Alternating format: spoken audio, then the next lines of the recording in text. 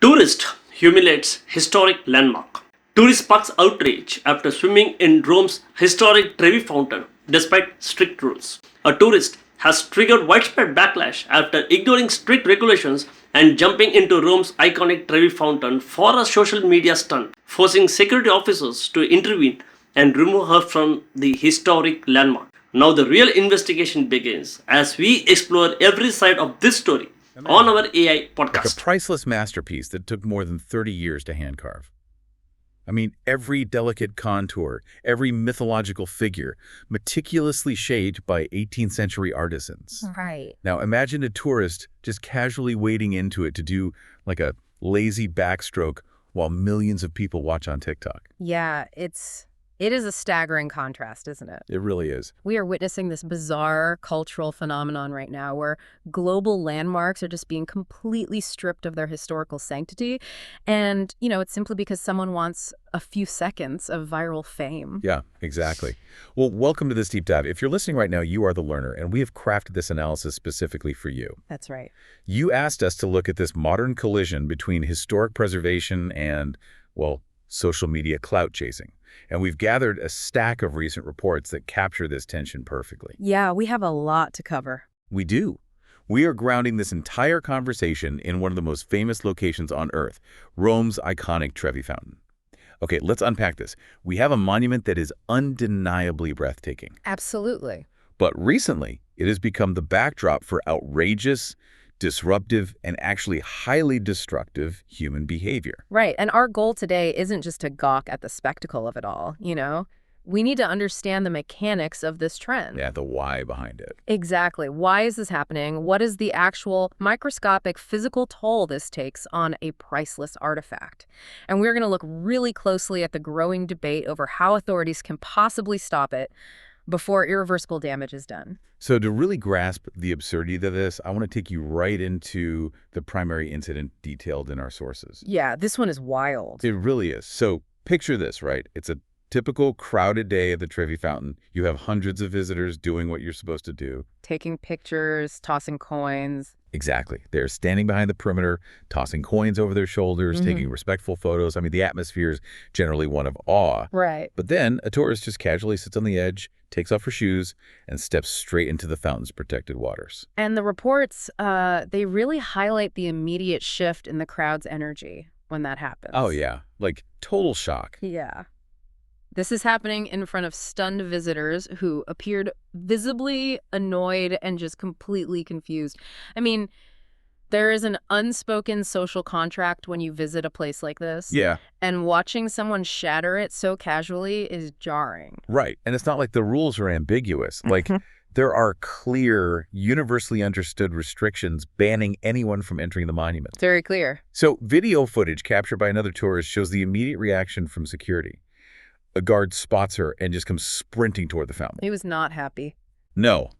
He's aggressively signaling for her to get out. The source describes him repeatedly shouting, "No," while crossing his arms and pointing directly toward the exit. I mean, it's the universal language for stop what you are doing immediately. Exactly. He is forcefully trying to reestablish that boundary. But, the most revealing part of this entire encounter isn't the guard's reaction. It's hers. Oh, man. This is the part that actually made my jaw drop when I was reading through the stack. Yeah. Despite the screaming guard and the visibly angry crowd, she didn't look embarrassed at all. She didn't scramble out apologizing. Not even a little. The reports specifically state that she smirked. I mean, she looked entirely amused by the chaos she was causing as she slowly climbed out of the water. And that smirk is highly significant. It really tells us that the outrage wasn't a deterrent for her. Right. The outrage was the objective. Which brings me to the penalty. And honestly, I have to push back hard on how authorities are framing this. Go for it. According to the reports, Rome police fined her 500 euros, which is like about 436 British pounds for trespassing. Right. Now, the traditional legal framework views a 500 euro fine as a punishment, right? It's supposed to hurt your wallet so you don't do it again. In theory. Yeah. But if I'm a social media influencer, I'm not looking at that as a fine. I'm looking at that as an absolute bargain of a production budget. Wow. You're touching on the exact economic engine driving this behavior. It just makes sense financially for them, doesn't it? It does. It is an arbitrage opportunity in the modern attention economy. If you pay 500 euros, but the resulting video generates millions of views, Which it did. right, which then translates into algorithmic growth, brand sponsorships, and direct ad revenue. I mean, that fine is instantly neutralized. Yeah. It's not a penalty. It is simply the cost of the location permit. Exactly. It's an investment with a massive return. And her subsequent actions absolutely prove that she viewed it exactly that way. She definitely leaned into it. She didn't hide in shame. She immediately uploaded multiple videos to TikTok showing herself swimming laps inside the Trevi Fountain. Like, she was bragging about it. Yeah. But there is a specific detail she shared from her interaction with the police that I think explains everything. She filmed a clip where she recalled the police directly asking her, "Do you realize that you have just thrown yourself into the most famous monument in the world?" And her response to law enforcement perfectly encapsulates this new era of clout chasing. Yep. She told them that was exactly the reason she did it. She wasn't pleading ignorance. No, not at all. She deliberately selected the most recognizable stage on the planet to maximize the return on her 500 euro, quote-unquote, investment. She wanted the infamy. Yeah. But here is where the narrative takes a really interesting turn, because she got exactly what she wanted, but not in the way we usually assume. What's fascinating here is how the public actually reacted to her stunt. Right, because you'd think they'd love it. We often operate under the assumption that viral stunts are universally celebrated by internet audiences. You know, that everyone loves an anti-establishment rebel. Yeah. And make no mistake, her videos went incredibly viral.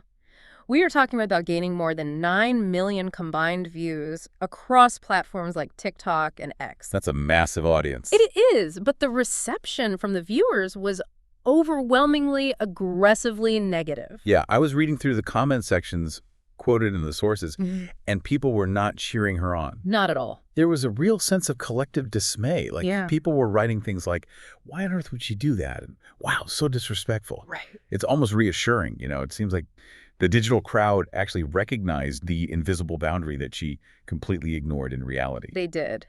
But this reveals a fundamental, very dangerous glitch in how social media architecture works. Oh. Yeah, the algorithm doesn't care about the moral stance of the comments. It doesn't read intent, it reads engagement. Wait, explain that. Because if millions of people are commenting to tell her she's awful, shouldn't the platform suppress the video? You would think so, right? But it's actually the opposite. The algorithm is essentially a wind tunnel. Okay. It doesn't care if the air is hot or cold, positive or negative. It just accelerates whatever is placed inside it. Oh, wow. Human psychology is hardwired to react strongly to social norm violations. When we see someone doing something objectively wrong, we are compelled to comment. Yeah, to call them out. Exactly, to share it in disbelief, to watch it multiple times just to process the audacity of it. Ah, I see. So our outrage is actually the fuel. Precisely. Every angry comment, every hate watch, it signals to the platform that this content is highly engaging. So it just pushes it to more people. Exactly. Yeah. So the platform pushes it to millions more.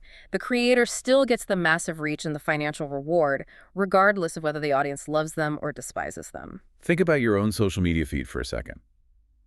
Have you ever hate-watched a video of someone doing something completely obnoxious in public? Oh, definitely. I know, I have. We all have. And that is the exact metric these tourists are exploiting. And, you know, the really terrifying part is that this wasn't an isolated fluke. No, it's a trend. This is a proven, repeatable formula. I want to look at another incident from our sources that happened just days prior. Ah, the 30-year-old tourist from New Zealand. Yes. This guy caused total chaos at the exact same fountain, but he took it to an even more absurd level. Hard to imagine it getting worse. I know. He didn't even bother taking his shoes off. He jumped right into the Trevi Fountain fully clothed. Wow. The reports say witnesses just watched in total disbelief as he floated through the water, walked around inside the monument, and I still can't quite wrap my head around this. He actually laid back and performed a lazy backstroke. And he did this while actively ignoring repeated frantic police orders to leave the water. Yeah, he just ignored them. He treated law enforcement like they were just part of the ambiance. Exactly. He was eventually physically removed by authorities and, surprise, surprise, he was hit with the exact same 500 euro fine. The same flat rate for his viral production budget. When we synthesize these two events happening within days of each other, The pattern is undeniable. Yeah. These individuals are looking at places of shared global cultural heritage and reducing them to mere props for personal content creation. Just a backdrop. Exactly. The incentive structure of modern tourism has been completely warped by the promise of algorithmic reach. Here's where it gets really interesting, though. Because it is so easy for us to just sit here and analyze the social media circus of it all, right? Yeah. The millions of views, the public outrage, the sheer ridiculousness of doing a lazy backstroke in an 18th century Italian plaza. It is ridiculous. But I want to shift our focus to the actual physical stakes. I have to admit, when I first read these reports, a tiny part of my brain thought, okay, yes, it's rude. But it's a giant stone fountain filled with water. How much physical damage can one person's foot actually do? Yeah, that's a common thought. It feels like people treat it like a plastic log flume ride at a theme park that just gets drained and power washed every night. That is a very common misconception, and it is exactly why these stunts are so catastrophic. Really? Yes. To understand the true cost, we have to look closely at the history and the science provided in our sources. The Trevi Fountain is not poured concrete lined with durable synthetic tiles. Right, it's older than that. It is a masterpiece constructed primarily of travertine stone. Which took a massive amount of time to build, right? The reports highlight that it was constructed over a period of more than 30 years in the 18th century. More than 3 decades of painstaking manual labor to carve those intricate details. Wow. And travertine is a form of limestone. It is incredibly beautiful. On a microscopic level, it is highly porous. Porous? Yes, it's like a rigid sponge. And this is exactly what authorities are desperately trying to protect when they ban entry. Okay. The prohibition isn't just about maintaining public decorum. There is a rigid, undeniable chemical reason for keeping humans out of that water. So let's talk about the HOW. How does a person simply wading into the water threaten something made of stone? Well, when a human body enters that fountain, it introduces a complex array of biological threats. Like what? The sources explicitly point to the oils from human skin. Okay. Human sweat and sebum contain fatty acids and squalene. They are mildly acidic. I see where this is going. Right. And because the Trevi Fountain is not a heavily chlorinated, chemically treated modern pool, those oils circulate freely in the water. And because you said the travertine is porous like a sponge. Exactly.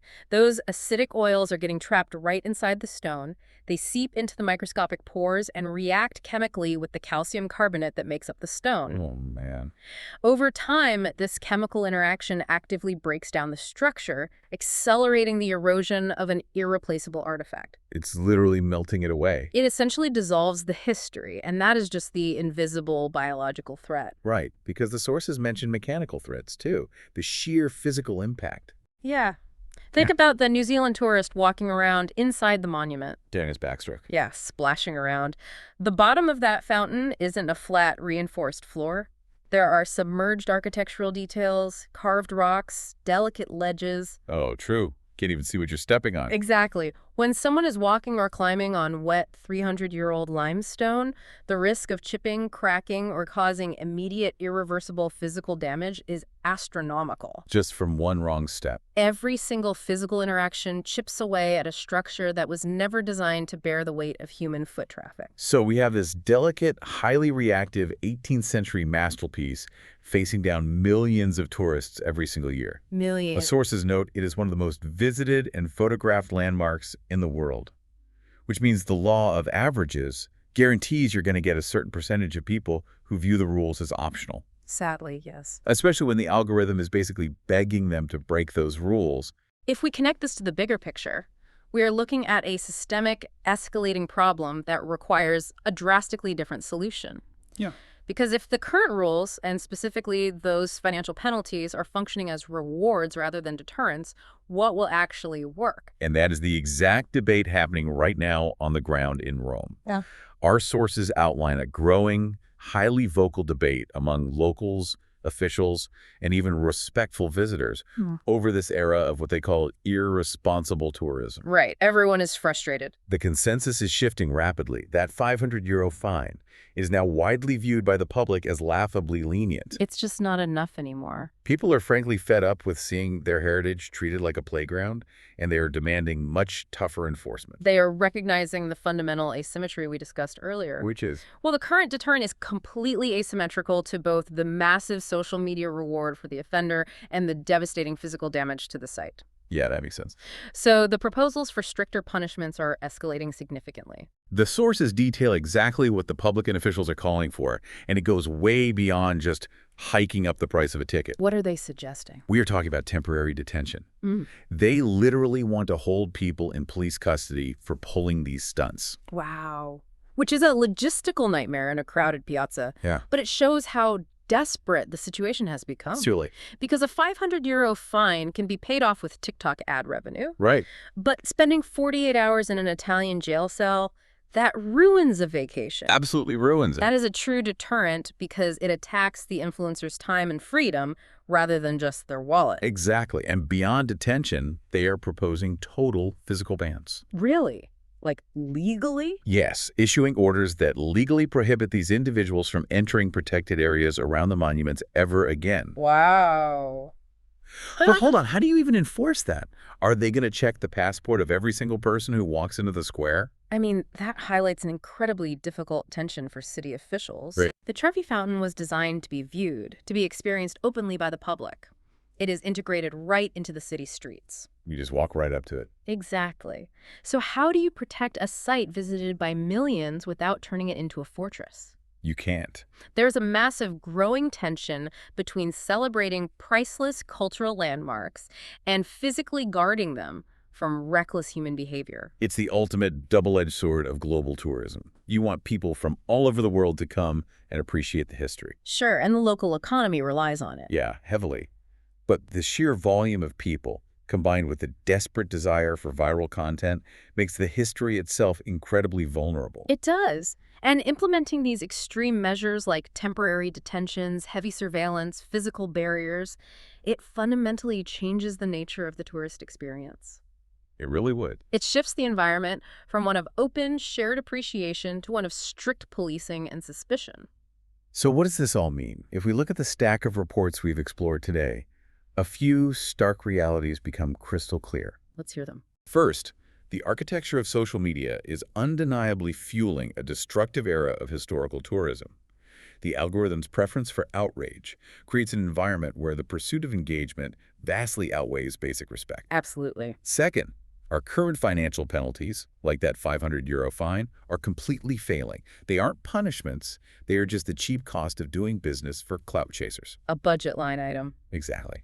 And third, the delicate 18th century stonework of landmarks like the Trevi Fountain is facing very real, chemically and physically grounded threats from human interference. Yeah, it is a multifaceted crisis that sits right at the intersection of history, chemistry, and modern digital psychology. It's wild to think about it that way. We are watching 300-year-old art slowly dissolve under the weight of the attention economy.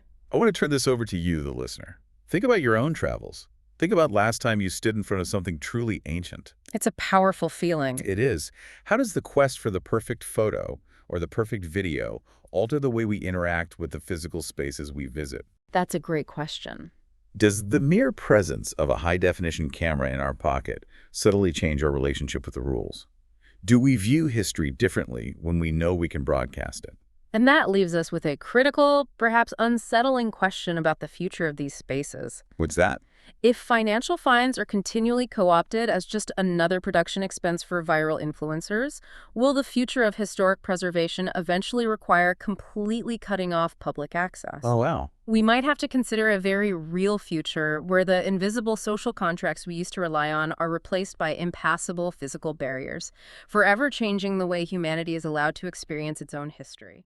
Okay, one question for you. Do you think tourists who disrespect world-famous historical landmarks like Rome's Trevi Fountain for social media fame should face much harsher punishments, including jail time or travel bans? Don't forget to comment it. Thanks.